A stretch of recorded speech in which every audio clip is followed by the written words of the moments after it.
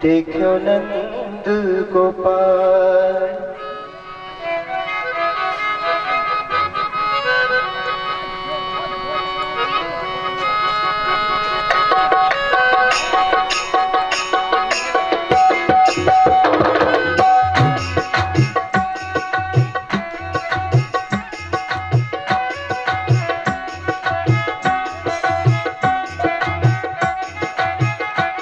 सपने में सखी देखो नंद गोपाल, सपने में सखी देखो नंद गोपाल। सावरी सुरतिया हाथ में बंसुरिया, सावरी सुरतिया हाथ में बंसुरिया और घुंघराला बाल।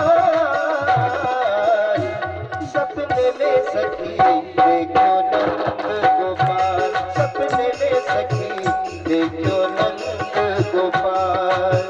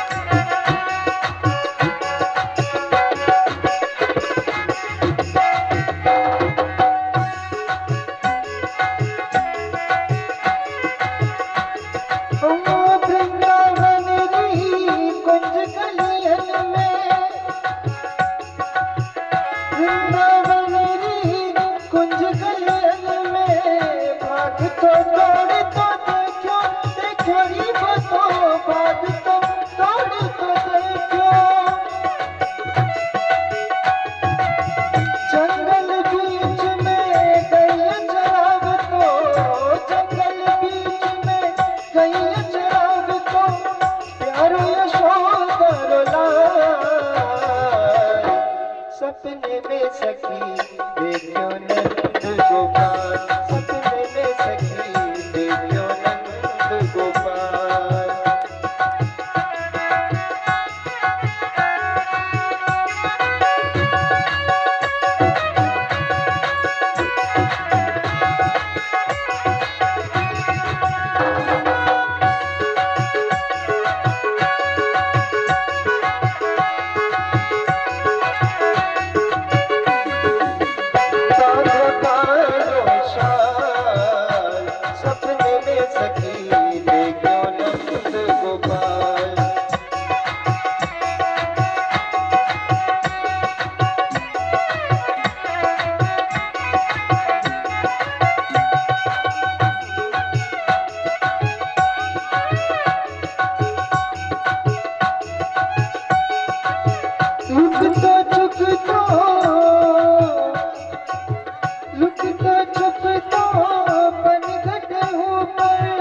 सबकी मन क्या खोले थोड़ी बसो, सबकी मन क्या खोले।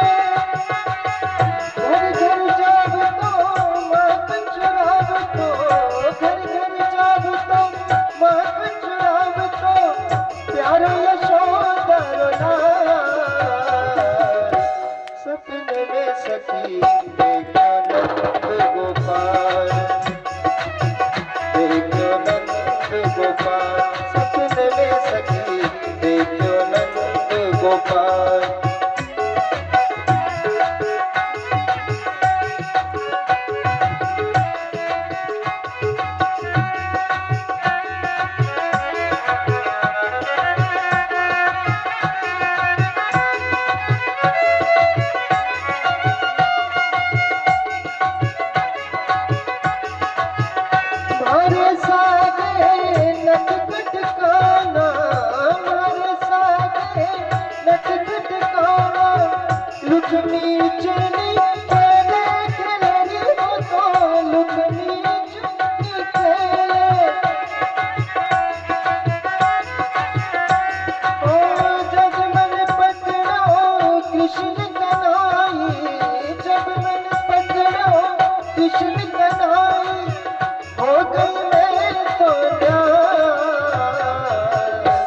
सपने में सखी देखो नंद गोपाल, सपने में सखी देखो नंद गोपाल।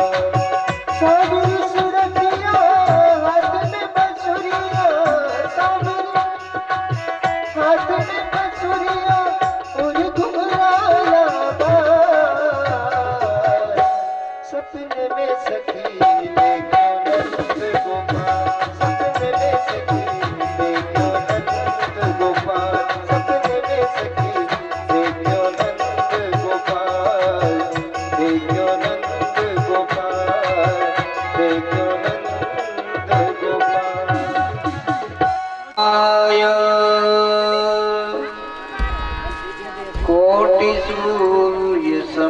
प्रभा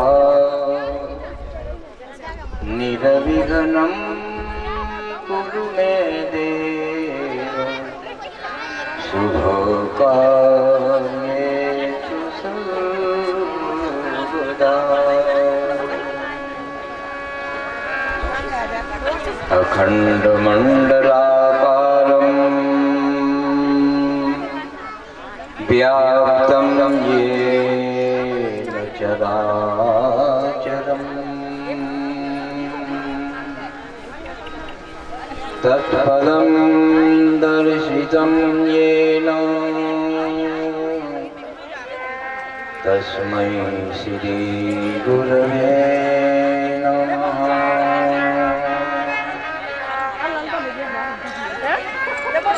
व्यासपुत्र सुखदेव को बिनवत बारंबार,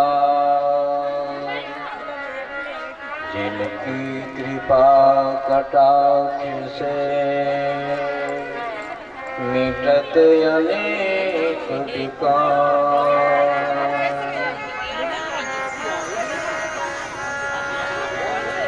श्री गुरु चरण सरोज रज निज मन मुकुर सुधार। वरणं रघुवर विमल यश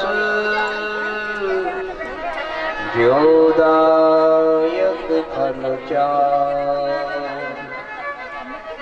बुद्धिहीन तनु जानिके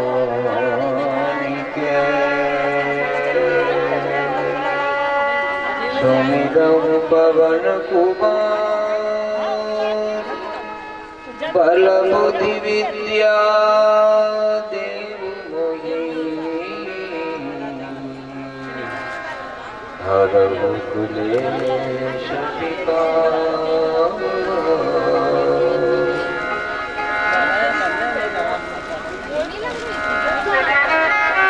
जय हनुमान ज्ञान गुण सागर।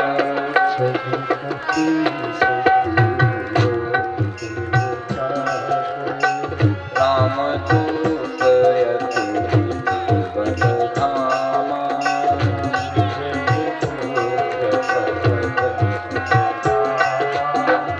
महावीर विक्रम बजरंगी।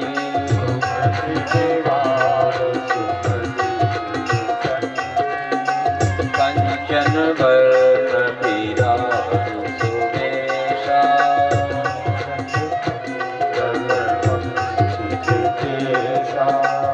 हाथ वज्र ध्वजा विराजे।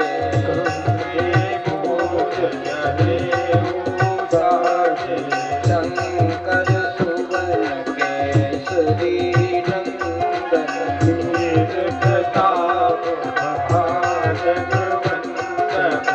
विद्यावान अति चातुर।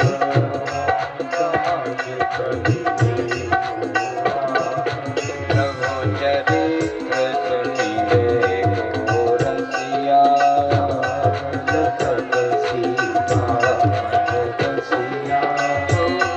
रूप धरि सियहि दिखावा।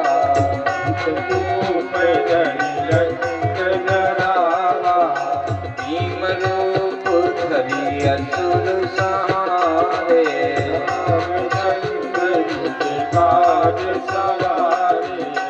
लाय संजीवन लखन जियाए।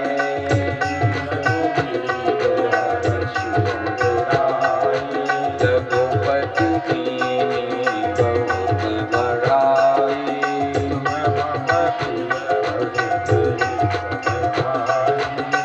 सहस बदन तुमरो यश गावे।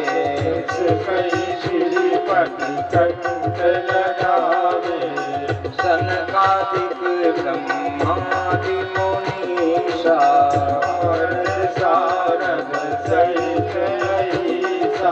यम कुबेर दिगपाल ज्ञाते।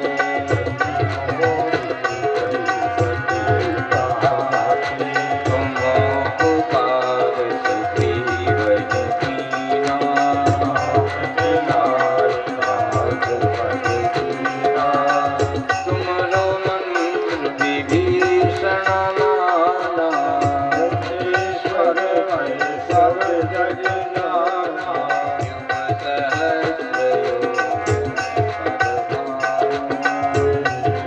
गाई मधुर फल गाई सब मूलिका में मुखवाणी लीला की जय अचरज गाई दुर्गम काज जगत के जेते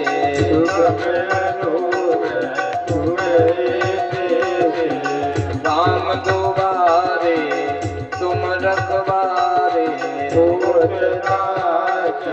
बिनो कैसारे सब सुख रहे तुम्हारी शरणा तुम रक्षक काहू को डरना अपन से समारो आपे लोक हाथ देतापे भूत पिशाच निकट नहीं आवे महावीर सतनाम सुनावे नासे रोग हरे सब पीरा जपत निरंतर हनुमत वीरा संकट से हनुमान छुड़ावे प्रभ वचन ध्यान सुनावे सब पर राम भगति गाया इनके राज सकल गुण सारा और मनोरथ जो कोई लावे सोई अमित जीवन फल पावे चारों युग पद पावे तुम्हारा पद से जगत उजियारा साधु संत के तुम रखवारे असुर कंचन राम दुलारे अष्ट सिद्धि नौ निधि के दाता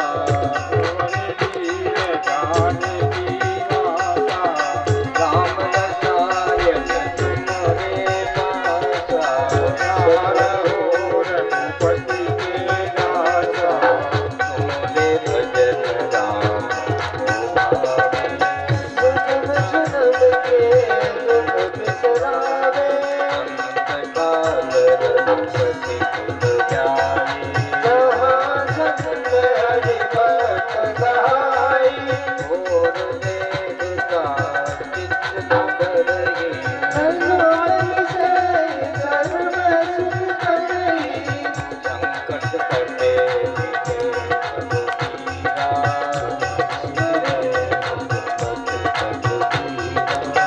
जय जय जय हनुमान गोसाई कृपा करो गुरुदेव की नाई जय सतबार पाठ कर जोई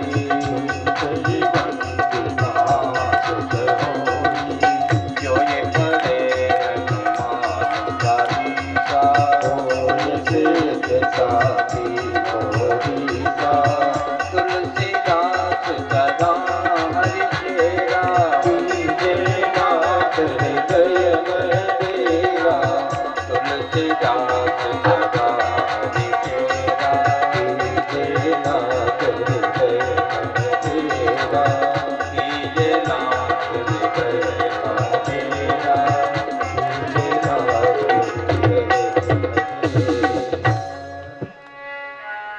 पवन तनय संकट हरण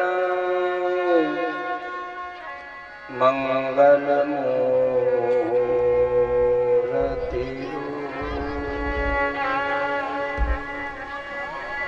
राम लखन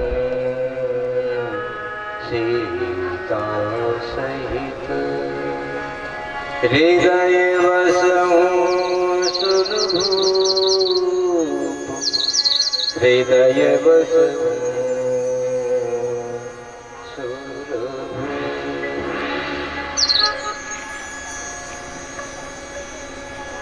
बोलो वृंदावन विहारी लाल की श्री सद्गुरु भगवान की जय।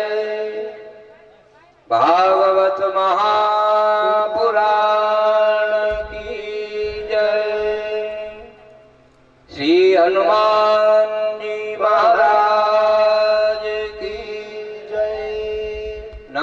पार्वती पते हर हर हर महादेव।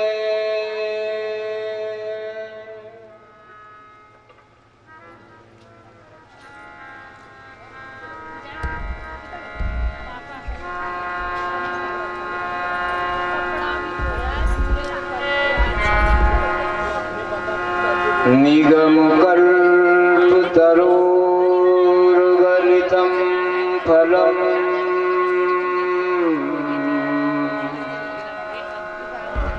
सुखमुखादमृतद्रवसंयुतम् पिबत भागवतं रसमालयम् मुहुरहो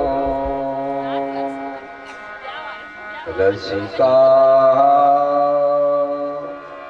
भुवि भावुका।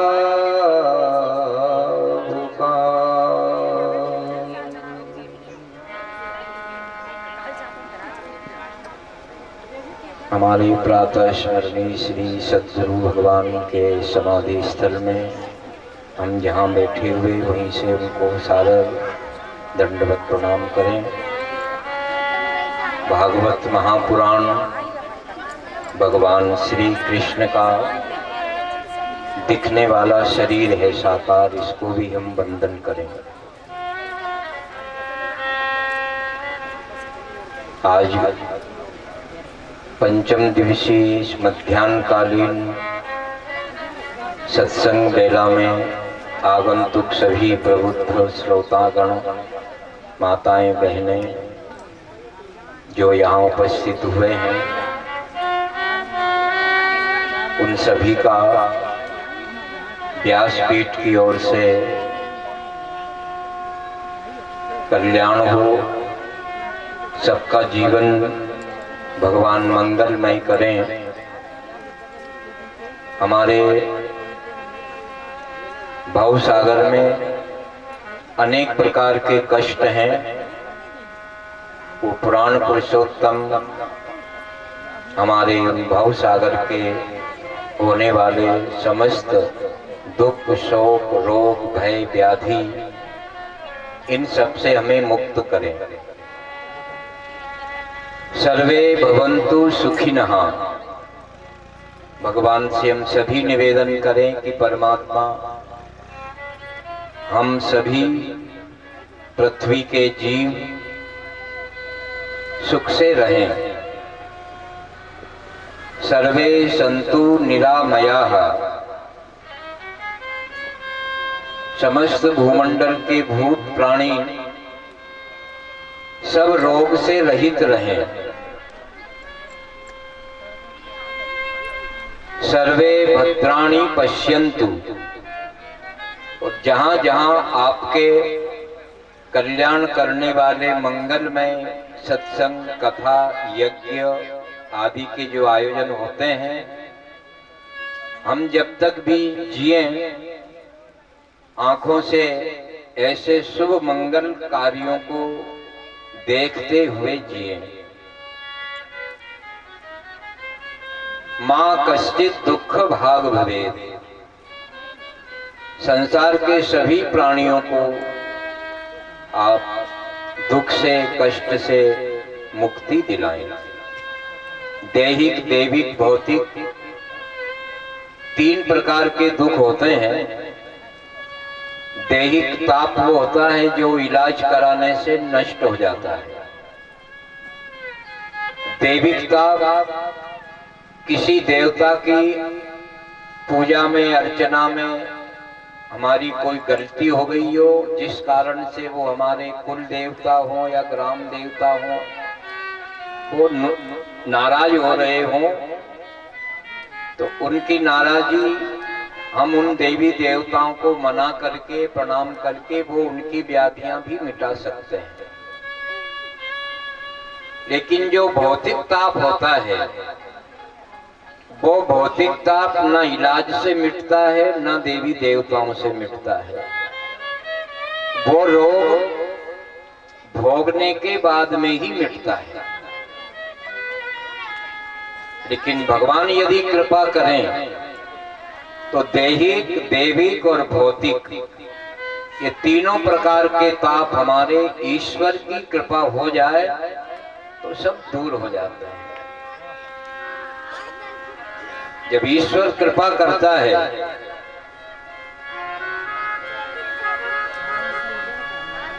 राम कृपा करी चित बाजाई,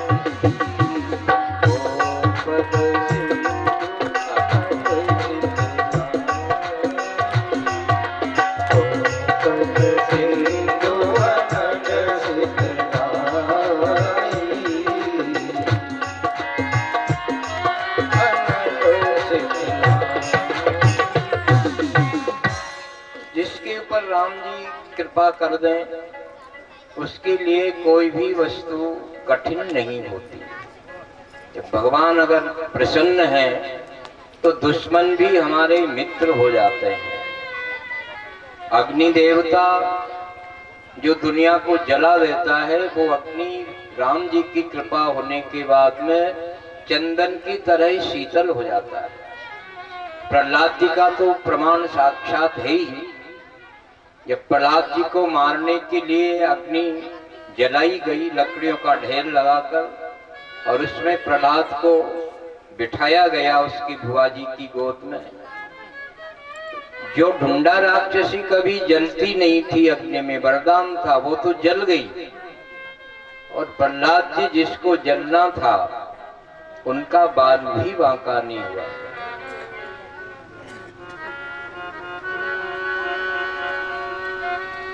जब जानकी नाथ सहाय करे तब कौन बिगाड़ करे नर तेरो। जब जानकी नाथ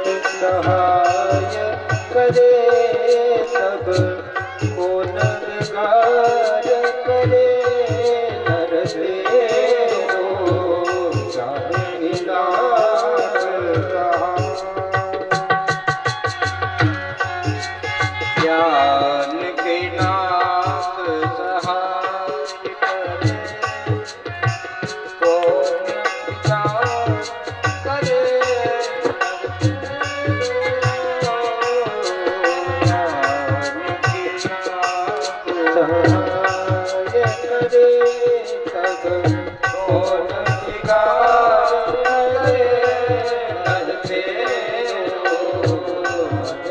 नाथ सहाय करे फिर कौन बिगाड़ करे नर तेरो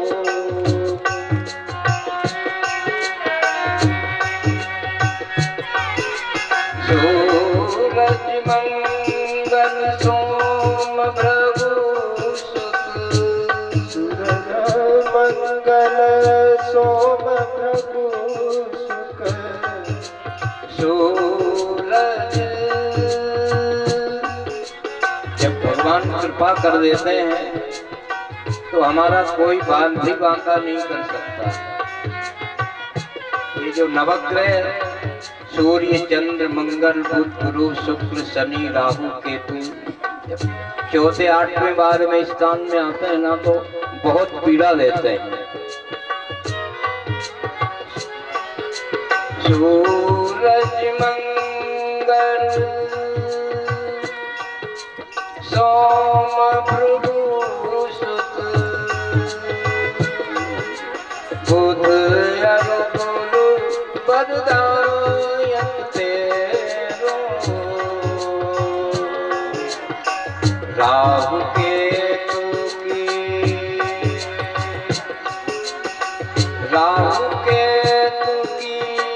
नहीं गम्यता राहु केतु की नहीं गम्यता संग सनई जग गोत सुचेरो ज्ञान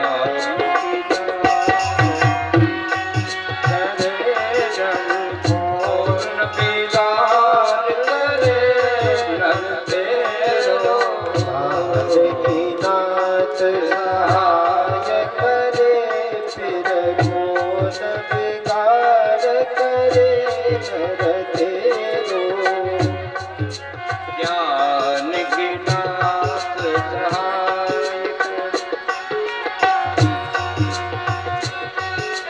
दुष्ट दुशासन। भरी सभा में दुशासन द्रौपदी के चीर को खींचने लगा। दुष्ट दुशासन विमल द्रौपदी दुष्ट दुशासन विमल द्रौपदी कैचत चीर कुमंतर प्रेरो चीर कुमंतर तेरो ब्याज सहाय करी करुणा निधि ज्ञान सहाय करी करुणा निधि बड़ी चीर तुमन बड़ेरो ज्ञान की नाथ सहाय करे कौन बिगाड़ करे नर तेरो ज्ञान की नाथ कौन बिगाड़ करे नर तेरो भगवान को जब द्रौपदी ने पुकारा तो उस सभा में द्रौपदी की साड़ी कितनी बढ़ गई। ढेर लग गए लेकिन उसकी लाज को मिटा नहीं सका। कृपा करी ठाकुर जी ने।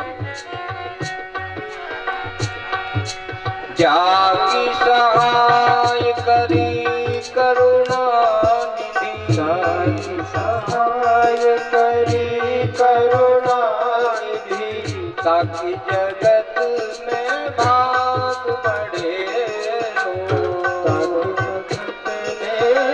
भाग बड़े रो रघुवंशी संतन सुखदाई रघुवंशी संतन सुखदाई तुलसीदास चरणन को छेड़ो तुलसीदास चरणन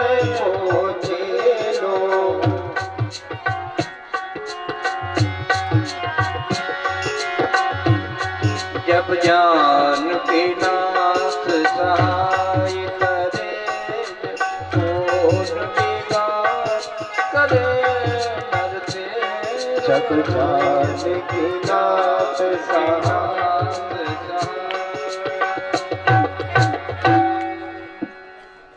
जब भगवान कृपा करते हैं तो दैहिक, दैविक और भौतिक ये तीनों प्रकार के कष्ट हमारे दूर हो जाते हैं। बांके बिहारी जी जिनकी कथा श्रीमद् भागवत महापुराण में सुखदेव महामुनि ने बहुत विस्तृत रूप से गाई है, वो भगवान जो सारे दुनिया के कष्टों का हरण करते हैं, उन्हीं भगवान की जीवन की लीलाओं को यदि हम साकार रूप में देखें तो भगवान श्री कृष्ण के जीवन में जितना संकट भगवान पर आया है उतना संकट किसी अवतार में भगवान पर नहीं आया होगा। वैसे तो भगवान को कष्ट होता ही नहीं है, पर एक लीला के रूप में अगर देखा जाए तो पहली बात तो भगवान का जन्म कहाँ हुआ था? कंस राजा के जेल खाने में। तो ऐसी कठिन परिस्थिति बनी कि भगवान के माता पिता को जेल में कंस ने रोक दिए और वहीं भगवान का जन्म हुआ। ठीक है, जन्म हो गया था तो ये कोई सुख तो नहीं, कष्ट ही था ना। लेकिन जन्म होने के बाद में भगवान अपने माता पिता के पास में आधा घंटे से ज्यादा नहीं रुक पाए। भगवान प्रकट हुए, देवकी वसुदेव जी ने भगवान की शोभा देखी, प्रार्थना की।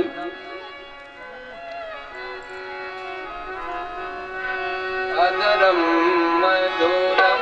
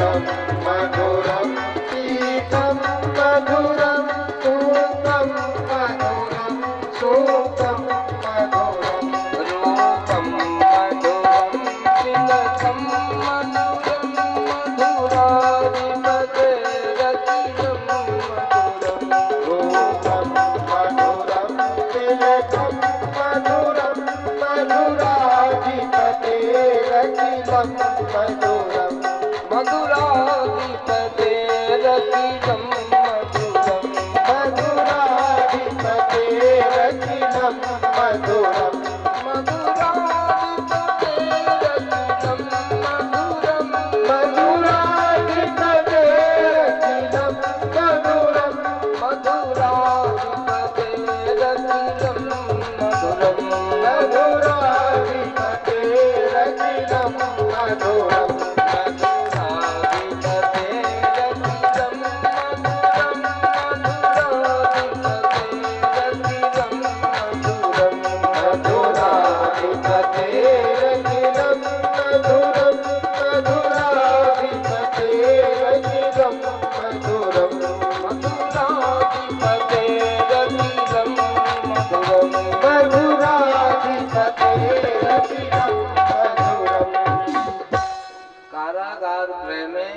भगवान प्रकट हुए।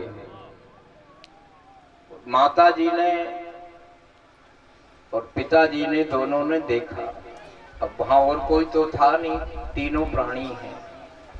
बाहर ताले लगे, किवाड़ लगे हैं, पहरेदार सब बेहोश पड़े। भगवान की माया ने मोहित किए सबको। तो देवकी और वसुदेव जी दोनों ने विचार किया कि हम तो ये समझ रहे थे आज तक कि कोई बालक पैदा होने वाला है, पर ये कैसा बालक जो सामने से प्रकट होकर के आया। संसार के बाल गोपालों की तरह भगवान प्रकट, योनि से जन्म नहीं हुआ, प्रकट हो गया। और बालक की तरह होते फिर भी मन में कुछ विश्वास रहता कि पुत्र है, लेकिन तमद्भुतम बालक मंबुजे क्षणम, उस अद्भुत बालक का मुखार बिंद जब देवकी माँ और वसुदेव जी देखते हैं तो अद्भुत है। अद्भुत का मतलब 4 हाथ वाला है। शंख चक्र गदा पद्म, चारों भुजाओं में 4 आयुध हैं। पीतांबरा शंख गदार युधायुधम, शंख चक्र गदा पद्म से सुशोभित है और गले में पीला दुपट्टा पड़ा है। श्रीवत्स लक्ष्मम गल शोभि कौस्तुभम, गले में कौस्तुभ मणि जो होती है उसकी माला पहने हुए। ऐसे अद्भुत बालक को देख करके देवकी वसुदेव जी प्रणाम करने लगे कि हे ब्रह्मांड नायक, आपको प्रणाम करते हैं। और कुछ स्तोत्र बोले उन्होंने तो धीरे धीरे, जैसे कोई चोरी से बात करते हो ना, कोई सुन ना ले, इस तरह से प्रार्थना कर रहे हैं कि कोई बाहर सुन नहीं ले। अगर किसी को मालूम पड़ गया तो कंस पता नहीं क्या उपद्रव कर डालेगा, क्योंकि 6 पुत्र तो उसने मेरे मार ही डाले। तो देव की माँ को वो डर ज्यादा है। तो धीरे धीरे जब वो कुछ प्रार्थना करते हैं तो भगवान कहने लगे, माँ मुझे ऐसा लग रहा है कि आप कुछ डर डर के बोल रहे हो। किसका डर है आपको?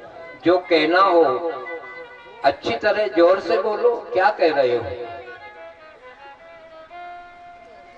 तो देव की माँ ने कहा कि हम चाहते तो हैं कि जोर से बोले, लेकिन आपको पता नहीं है तुम्हारे आने से पहले तुम्हारे 6 बड़े भाई तुम्हारे ही मामा जी ने मार डाले इसी कारागार गृह में। 7वां बालक तो कहीं दूसरे गांव में है। 8वीं बार आप आए हो और तुम्हारा ही ज्यादा खटका है कि 8वां बालक देव जी का मुझे मारने वाला है। तो इधर कंस को मालूम पड़ा तो भगवान का फिर क्या होगा? अगर मालूम पड़ा तो मुझे मार डालेगा। ये तो कहने की हिम्मत नहीं हुई, क्योंकि ये तो भगवान है और कंस इनको शायद नहीं मार पाएगा। लेकिन भोली भाली बुद्धि, यहाँ उनने कुछ नहीं बोला। भगवान का नहीं, यही भय है ना कि मामा जी मुझे मारेगा। पर एक बात है माँ, मैं अभी बता रहा हूँ आपको, मैं इस कारागार गृह में क्यों आया हूँ? कंस को मारने के लिए ही आया हूँ। और बिल्कुल डरने की बात नहीं है और ज्यादा डर लग ही रहा है। तो जहाँ बड़े भाई चले गए गोकुल में, वहां मुझे पहुंचा दो, तुम्हारा भय मिट जाएगा। पर डरना नहीं, मुझे कोई नहीं मार सकता। तो वसुदेव जी कहते हैं कि आपको गोकुल ले जाना संभव नहीं। बोले क्यों? कि आपका शरीर का इतना जो प्रकाश है, तेज पुंज है, बाहर निकलते ही लोग बाग जाग जाएंगे। ऐसा लगेगा कि सूर्य उदय हो गया है और लोग बाग जाग गए, कंस जागृत हो गया। भले ही रात की 12 बजी, पर आप जैसे बाहर निकलोगे तो आपका शरीर का इतना तेज है कि उजाला हो जाएगा, फिर काम बिगड़ जाएगा। देवकी वसुदेव ने जब ये कहा तो भगवान का देखो मैं छोटा सा बन जाऊंगा और ये तेज है वो सब समाप्त कर दूंगा, लेकिन तुम छोड़ तो दोगे ना मुझे वहां।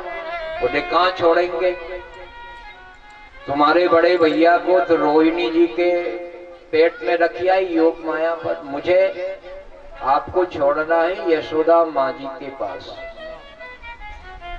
वहां मेरी माया ने जन्म लिया है अभी, तो मुझे वहां सुला देना और उस योग माया को यहाँ ले आना। मामा जी उसको मार भी नहीं पाएंगे, तुम्हारा भय मिट जाएगा, काम पूरा हो जाएगा। फिर जब ईश्वर इच्छा होगी तो अपन फिर मिलेंगे। देखो भगवान का जन्म हुआ जब से कष्ट हुआ, तो जन्म सुख से नहीं हुआ, और जन्म हो भी गया था तो जन्म होते ही सगे माता पिता को छोड़ना पड़ा। ये भी कष्ट ही है ना। माता पिता को छोड़कर वसुदेव जी जब बाहर निकले, भगवान को लेकर डलिया में रखा, तो भगवान छोटे से बालक बन गए।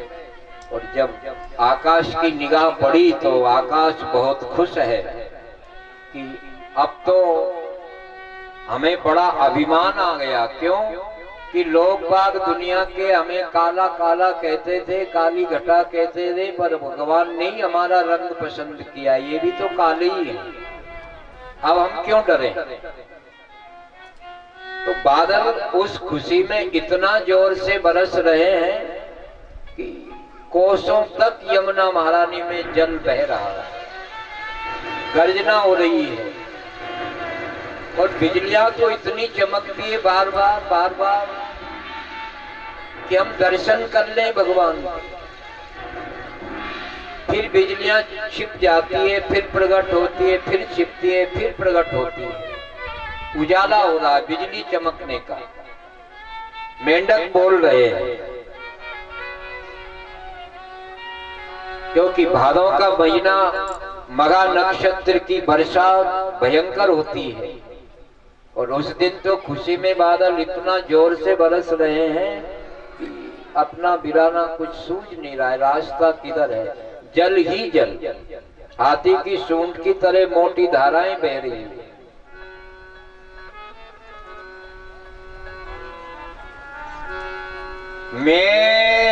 मेघानाद घटा घटा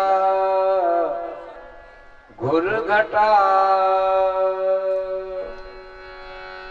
घाटा घटा घुर घटा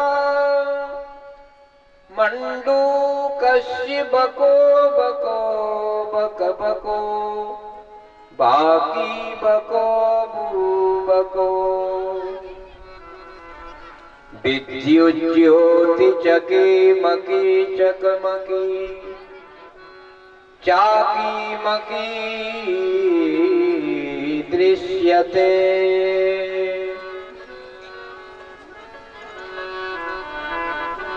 इत्थं नंद किशोर गोप बनिता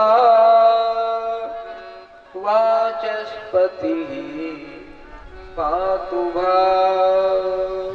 मेघानाद घटा घटा घट घटा घाटा घटा घुर घटा, ये मेघ गरजने के शब्द हैं। मंडूकस्य बको बको, जब मेंढक पानी बरसता है ना तो दसों दिशाओं मेंढक जोर से बोलते हैं, टर्राते हैं, वो ध्वनि चारों तरफ से गूंज रही है। विद्युत ज्योति चकी मकी चकमकी चाकी मकी दृश्यते, बिजली की जो ज्योति है वो बार बार उजाला कर रही है भगवान को देखने के लिए। ऐसी दशा में माथे पर भगवान और वसुदेव जी चले जा रहे हैं। रास्ता तो दिखता नहीं है, पीछे से शेषजी महाराज बड़े भ्राता, उनने फण फैला करके छाया कर रखी है कि छोटा भैया भी यहीं आ रहा है, पानी में भीगेगा। परेशानी आएगी तो छाया कर रखी। अब चलने वाले को पीछे क्या मालूम क्या हो रहा है, तो मस्ती में जा रहे हैं। यमुना महारानी कब आ गई ये भी होश नहीं, यमुना में प्रवेश कर गए। यमुना महारानी घबरा गई कि आज तीनों लोगों के ठाकुर जी जरा से बालक बन करके रात के 12-1 बजे पता नहीं कहां जा रहे हैं। मेरे अंदर पानी जोर से बह रहा है, कहीं इनको कोई दुख हुआ, अगर ये बह गए तो मेरे मालिक भले ही बालक हो मुझे जिंदगी नहीं छोड़ेंगे। इसलिए यमुना महारानी ने अपने पानी के बेग को रोक दिया, रास्ता बना दिया और इतनी खुश हुई कि यमुना की लहरें उछल उछल कर बांके बिहारी जी के चरणों को स्पर्श करती है, फिर बैठती है, फिर उछलती है। ऐसे यमुना महारानी पार हो गई और बहुत जल्दी वहीं पहुंच गए जहां उनको जाना था। यशोदा माँ जिस शयन कक्ष में सो रही थी वहां योग माया पहले ही पैदा हो चुकी थी और वही किवाड़ खुला हुआ था गोकुल में। पूछना नहीं पड़ा, वसुदेव जी तुरंत यशोदा माँ को पहचान कर उनके बगल में भगवान को सुला दिया और योग माया को अपनी डलिया में रख ली, वापिस माथे पर रखे और लौट गए कि कोई देख ना दे। यशोदा मैया को भी मालूम नहीं है कि मेरे पुत्र पैदा हुआ है या कन्या हुई है। तो जब भगवान जब कोई काम करे तो भगवान का तो जीवन ही चोरी से ही चालू हुआ है। भगवान चोरी करे और पकड़ा जाए मुश्किल है। वो प्रसिद्ध चोर है, पैदा होते ही चोरी से भागे। चले आए कारागार गृह में। जैसे ही वसुदेव जी पहुंचे तो अपने आप फाटक लग गए, सांकड़े लग गई, ताले लग गए, हाथ बंध गए, पांव बंध गए। क्यों बंध गए कि ये जो माया है ना वो गोकुल में थी और ईश्वर कंस राजा के जेल में था। तो भगवान जब अपने पास आते हैं तो सब बंधन अपने आप टूट जाते हैं और जब माया आती है तो ये जीवात्मा उसमें अपने आप ही बंध जाता है। तो ईश्वर को तो गोकुल में छोड़ दिया और माया को डलिया में भर के यहाँ ले आए तो वापिस बंधन में आना पड़ा। अब आश्चर्य की बात तो यह है कि जन्म भगवान का कहीं हुआ और आनंद कहीं दूसरी जगह आ रहा है। प्रातः काल यशोदा माँ की नींद खुली, देखा तो एक पुत्र बुढ़ापे में बड़ी खुश है। एक दासी को कहा रही सुनंदा उन्हें क्या कि अपने ब्रजेश्वर को बाबा को बोल दो कि अपने घर में आज पुत्र का जन्म हो गया है। कहाँ है वो, जल्दी लाओ बुलाकर। तो नंद राय जी गौशाला में गौ माता के दर्शन रोज करते थे। पहले उठना और गायों की धूल को, चरणों की धूल माथे पर लगाना, फिर नहाना धोना बाद में, पहले गौ दर्शन करते थे। तो दासी ने आवाज लगाई, बाबा बाबा। बोले क्या, यहाँ हूँ गौशाला में। अरे यहाँ क्या कर रहे हो, जल्दी चलो। क्यों? आपको नहीं पता यशोदा माँ ने बहुत सुंदर बालक को पैदा किया है, जन्म हुआ है। बुढ़ापे में जीवन में पहली बार ये सूचना मिली कि पुत्र हुआ है।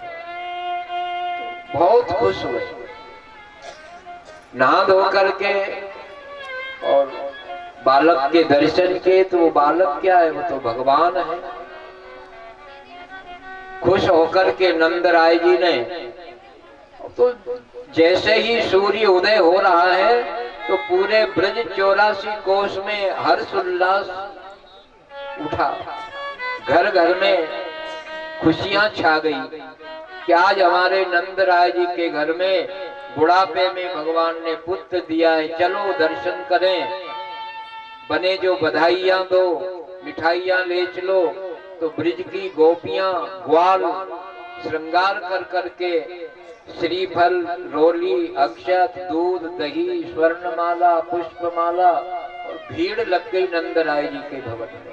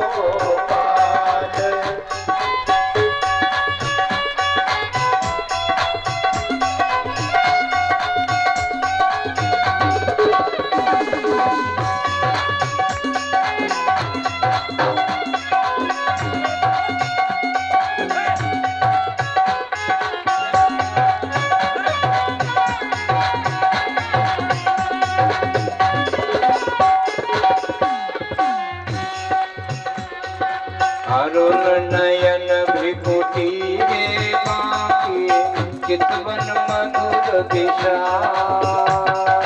अरुण नयन भ्रिकुटी गे बाकी चितवन मधुर दिशा। अरुण नयन भ्रिकुटी गे बाकी चितवन मधुर दिशा। अरुण नयन भ्रिकुटी है बाकी चितवन मधुर विशाल। मीठी मीठी बोली बोल के मीठी मीठी बोली बोल के मोहे गोपी ग्वाल। घर घर बजत बदाई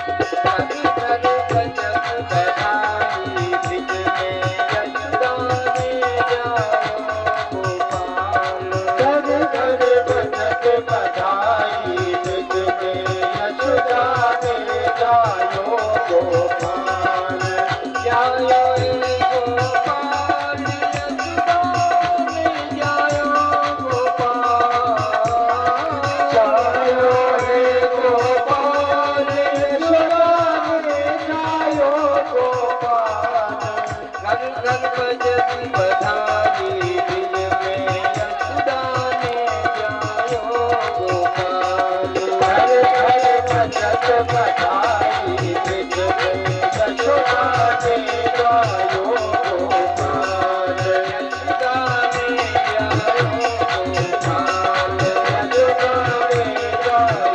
गोपाल। यशोदा ने जायो गोपाल। यशोदा ने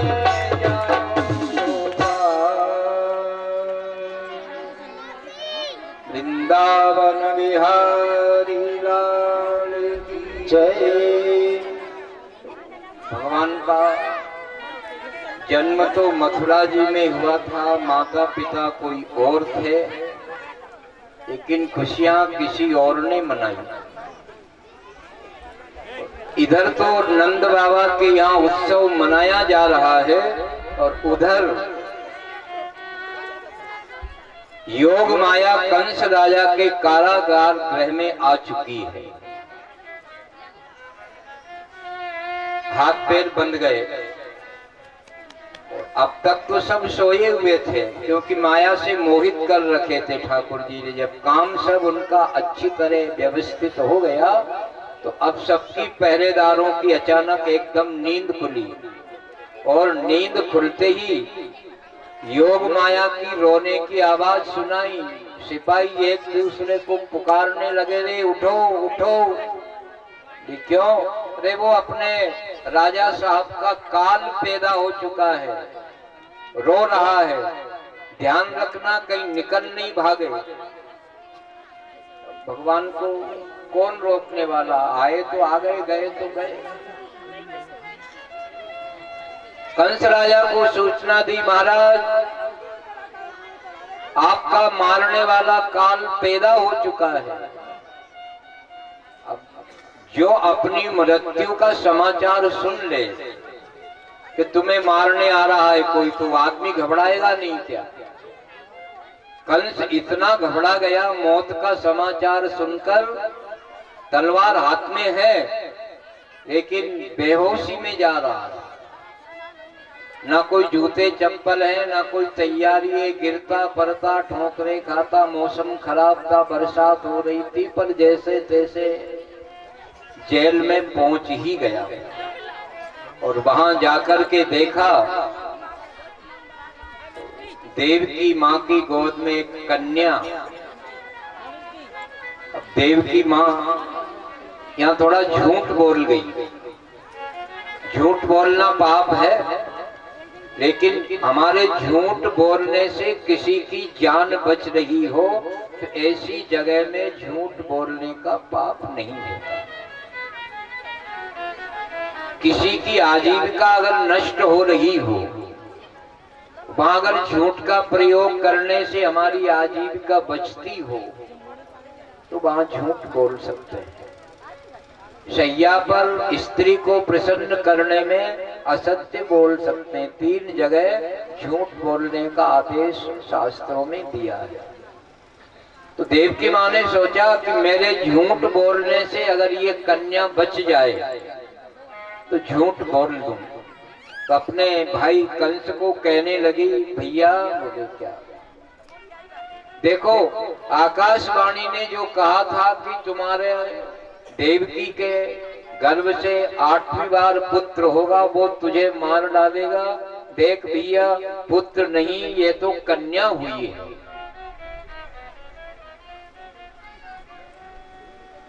कंस ने विचार किया कि भले ही कन्या हो, ये कोई आवश्यक है क्या कि आदमी को आदमी मारेगा, औरत नहीं मार सकती?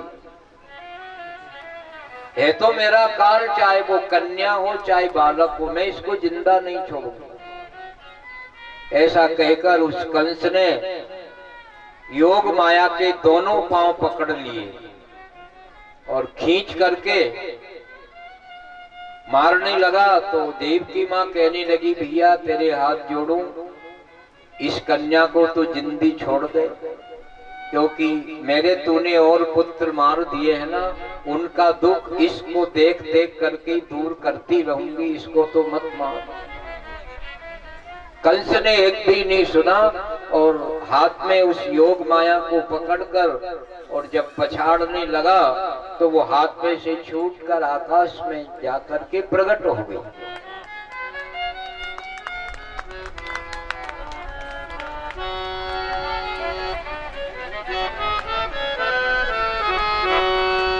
देवी भजो दुर्गा, वो देवी थी दुर्गा भवानी, 8 भुजा वाली, सिंह पर बैठने वाली माँ आकाश में प्रकट हो गई और कंस को कहने लगी, रे मूर्ख, मुझे मारने का तूने बेकार कलंक लगाया, तेरे हाथ में क्या आया? किम मया हतया मंदो जातः खलु तबांत कृत यत्र क्ववा पूर्व शत्रुर मां हिंसी कृपणान वृथा। तेरे हाथ में कलंक के सिवाय आया ही क्या? पर ध्यान से सुन, तेरा मारने वाला जो काल है वो कहीं ना कहीं पैदा हो चुका है, धोखे में मत रह जाना। तुझे मारने वाला तो आ चुका है, अब वो देख रहा है ऊपर कि ये तो देवी है, योग माया है, भगवती है। देवी भजो दुर्गा,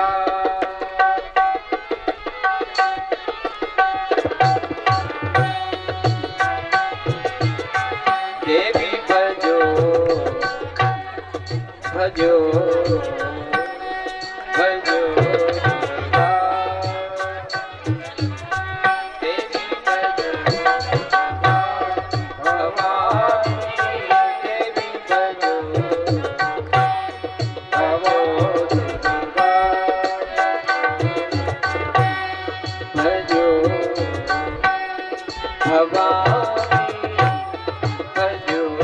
भवानी, भजो दुर्गा,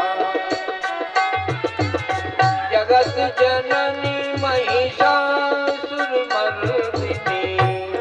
जननी महिषासुरमर्दिनी, जगत जननी महिषासुरमर्दिनी, जगत जननी महिषासुरमर्दिनी, जगत जननी,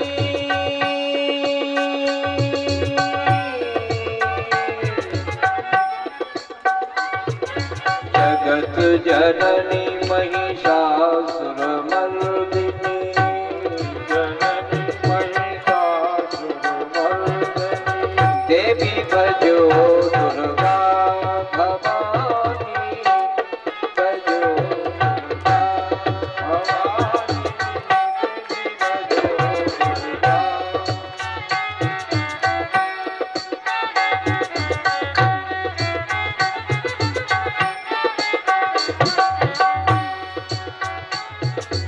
हिमनगर नंदनी भव भय कंदनी, हिमनगर नंदनी भव भय कंदनी,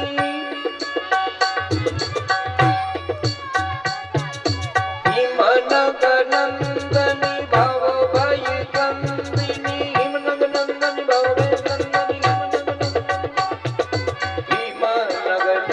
भव भय कंदनी, हिमनगर नंदनी भव भय कंदनी, हिमनगर नंदनी भव भय कंदनी,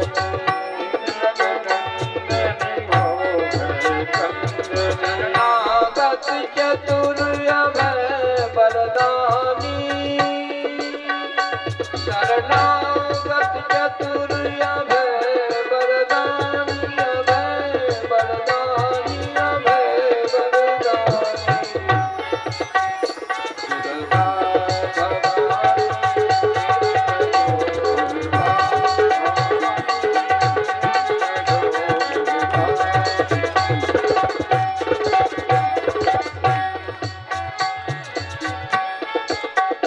दुर्गा भवानी,